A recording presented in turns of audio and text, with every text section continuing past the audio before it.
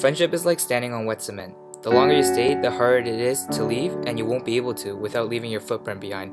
That's the friendship I have with Matt. We are what you call best friends. Playing video games is how we spend most of our time. He's always arrogant and cocky before the game even starts, but even if he lost, Matt would never be a bad sport about it. He always laughed it off, endlessly smiling with what I saw as genuine happiness. Eating alone always sucks, but with friends it is a whole new experience. Everyone's just talking and chilling, and the atmosphere is simply relaxing. Making jokes and plans, or just catching up on stories. That is all part of that experience we all love. Especially having Matthew there. He was always there.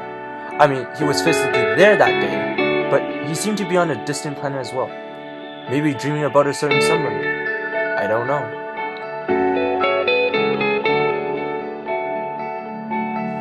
He was reckless, but he always knew when he was wrong. No matter what happened, he always apologized with a smile and went on his way.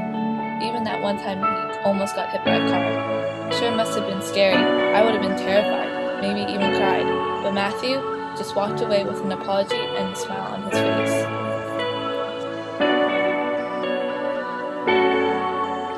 Having that one friend that always listened, the one you told everything to, because you knew he had the solution.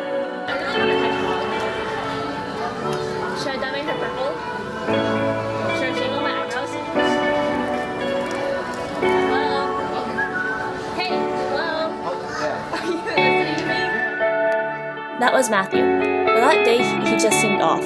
He seemed obsessed on what I just didn't know.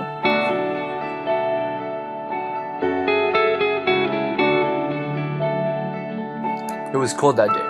To make it worse, the heating in my house was broken. All I had was a blanket and an empty house.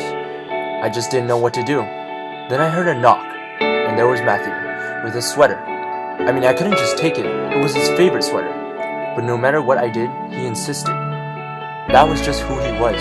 A man that gave everything, expecting nothing in return.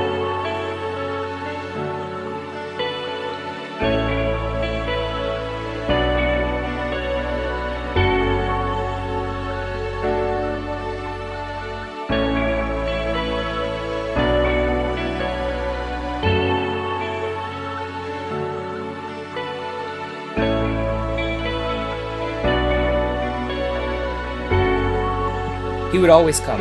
We didn't need to ask twice, but one day, one moment, poof, and he was just gone.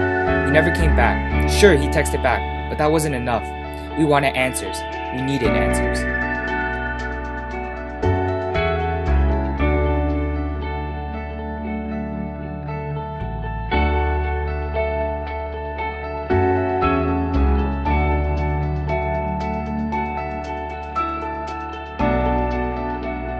The things you own end up owning you.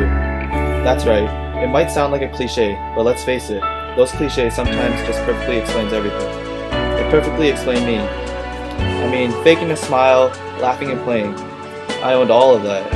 I owned my feelings, but I spent all that time, too much time, just so nobody knew my feelings. My true feelings. I just wanted to see their happiness, even if it meant risking my own.